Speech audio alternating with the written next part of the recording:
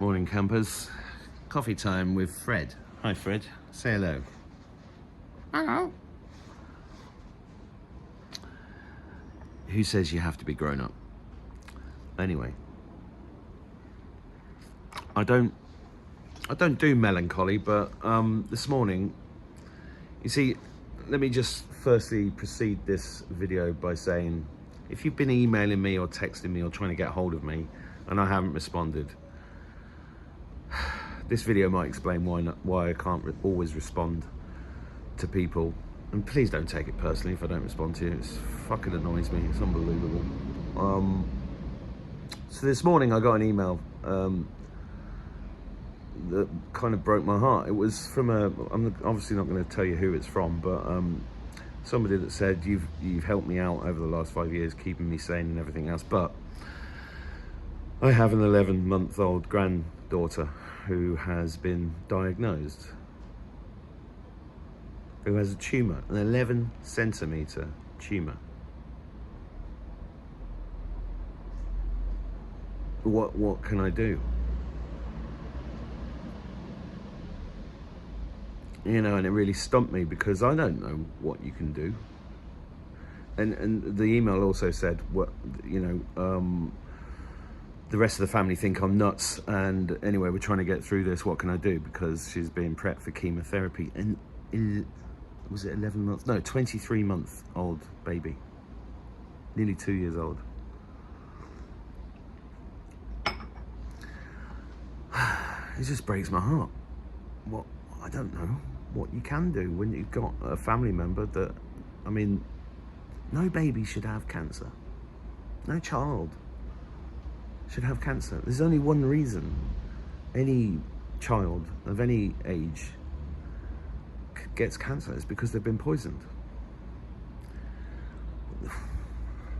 It's heartbreaking. And anyway, you know, my boys came down, my beautiful boys, and I said, I had a book on the table, Hermes Runs the Game, and another one, UFO Disclosure. And I said, have you ever heard of Hermes? Who's Hermes? And they're like, well, yeah, I think so. They haven't really. I said, well, this is why you're lucky to have me as a dad, because you need to read this and this other one called UFO Disclosure. And you're also lucky to have me and your mum as parents because you didn't get jabbed.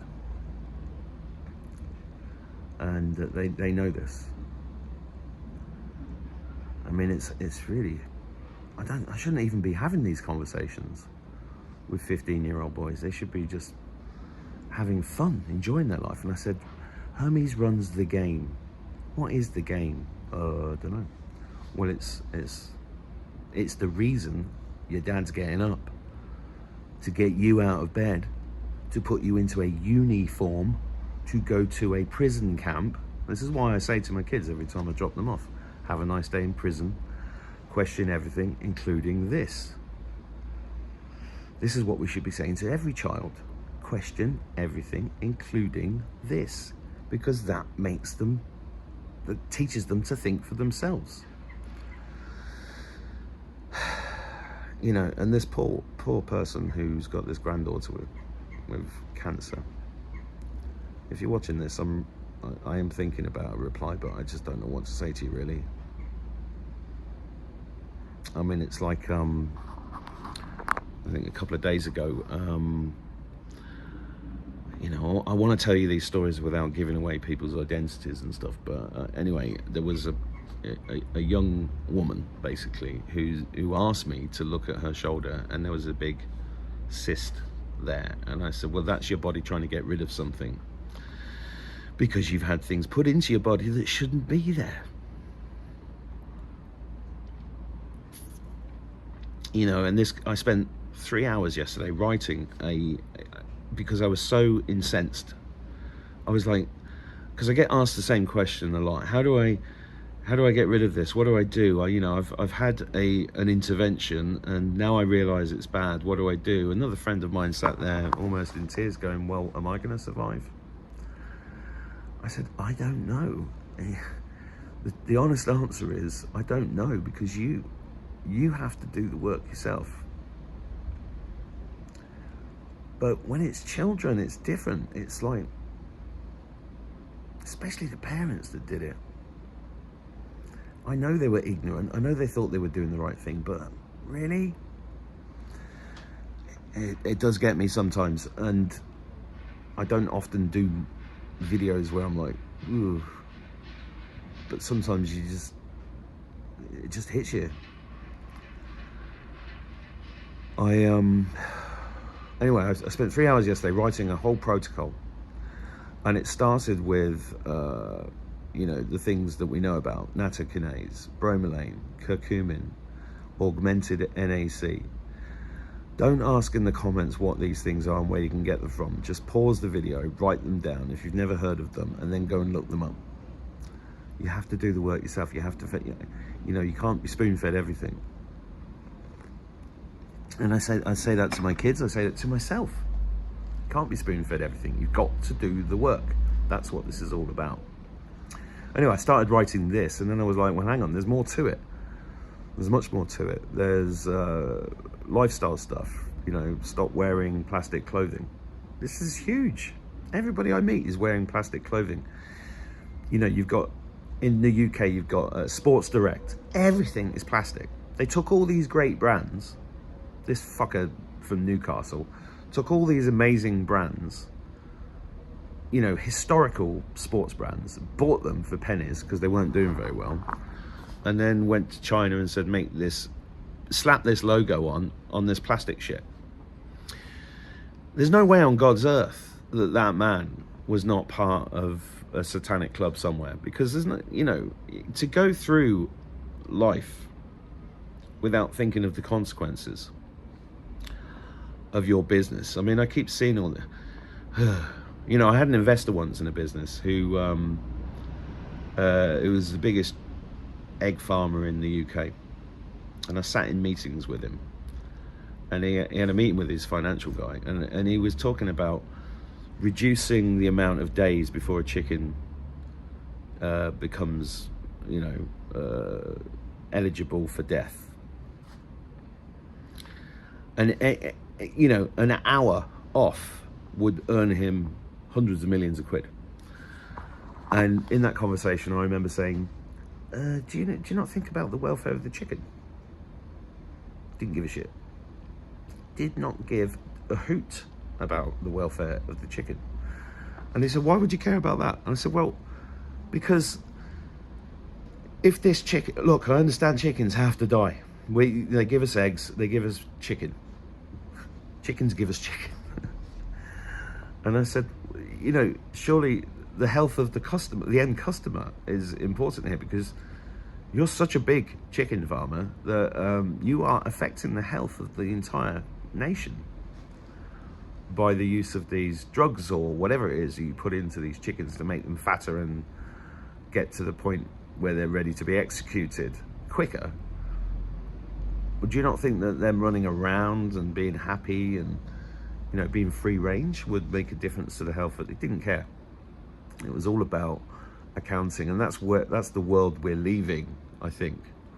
There was a video I saw yesterday about a car in Africa, coming out of Africa, that is powered by radio frequencies. It's cost $14,000. I don't know if it was an AI video. I don't know if it was true or not, but it is. This technology has been around. Cars powered by compressed air, cars powered by water engines, and that guy got murdered after lunch meeting with some execs. They want to keep this stuff away from us because there's no perpetual, there's no game. You see, it's Hermes runs the game, hermetic principles. So anyway, I ended up explaining to the boys about my first girlfriend, and she committed suicide 10 years after we first met. We were still friends, but distant friends at that point, but she just killed herself. And before she killed herself, I called her up. I spoke to her because she'd been sectioned, and I called her up and said, what are you doing inside a mental home? You're not mental. And she said, this is hell. And I was flippant. I was young, you know. I was like, yeah, I know it's a bit rough sometimes, but, you know, I'd been through my own hell at that point. I was 28, I think. But she said, no, this is hell. And she was a deeply, deeply intelligent, beautiful soul who'd studied theology, but also had grown up inside a religious cult. So God knows what abuse she'd had, because I never found out, because I wasn't looking for it then. And in a way, it is hell. It's either the highest level of hell and the lowest level of heaven, or you know, it's a difficult place to be. But through all of it, there is this thing called spirit, your spirit. And this is what I was explaining to my boys before I dropped them off at prison. I said, look, however weird this place is, you are capable of anything. You can do anything. Don't listen to those teachers. They know nothing. Otherwise, they wouldn't be teachers. We wouldn't have this stupid system. This system is created to harness you. That's what it's all for, because your energy is everything to them. Who are they? Well, that's the big question. Why has school never told you who Hermes is? Why has school never, you know, the school in the middle of this town doesn't teach them fucking anything. A bit of cooking, but even then they don't talk about the ingredients, because the teachers haven't got a clue. They have no idea. You know, I said you should be reading books on UFOs. You're in the middle of UFO Central. Did they ever mention it at school? No. Why? Because they want obedient workers, as George Carlin said. Don't think too much. Well, my answer to that is keep thinking. Keep connecting to God, right? That's what I said to the lads. You know, I said, you are you're a little miracle, and you're a fraction of something else that created all of this. All of this was created by something that is vastly superior in every way to everything you think you see. But you are a fractal of that, which makes you a miracle. And you're going to have the best life. You're going to do amazing things. And that's the same for you. And to the woman that wrote me the email, I'm really sorry that you're going through this. I'm really sorry for the young child. I am thinking about what can be done. But the problem is, when I'm having a similar situation at the moment with somebody who's in the hospital, it's a really difficult situation, especially when somebody's in charge of the person that's in the hospital. And if that person who's in charge, and I've seen this 100 times more, isn't awake, they're just going to do what they're told by the hospital. And you know, people will probably be writing in the comments, it's soul contracts, Mark. Yeah, I know, but it's still difficult to hear and witness and behold, isn't it? So in the middle of it all we can do is believe in ourselves, trust ourselves, and trust that everything we're being shown, every single difficult situation, is a lesson. And we do get through. You will get through. However hard it seems, we will get through. We will prevail. The only reason I'm making this video, or I've made any videos ever, is one, I want to stop anything bad happening to children as much as I can. I don't know. I know that these videos have made a difference over the years. That's why I continue to make them. And two, because we will prevail. We will prevail. We are fractals of God. We cannot lose. Ultimately, it's all spiritual.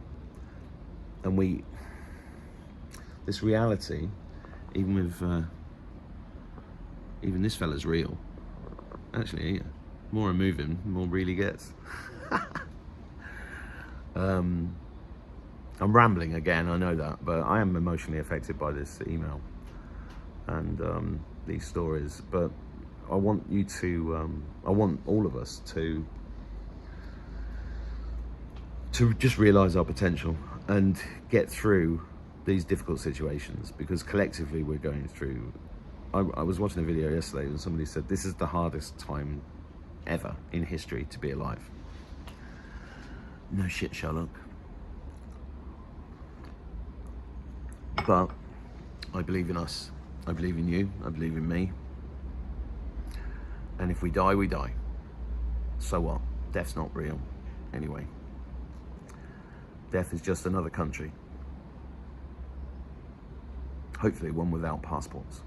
Anyway, God bless you. Have a fantastic day.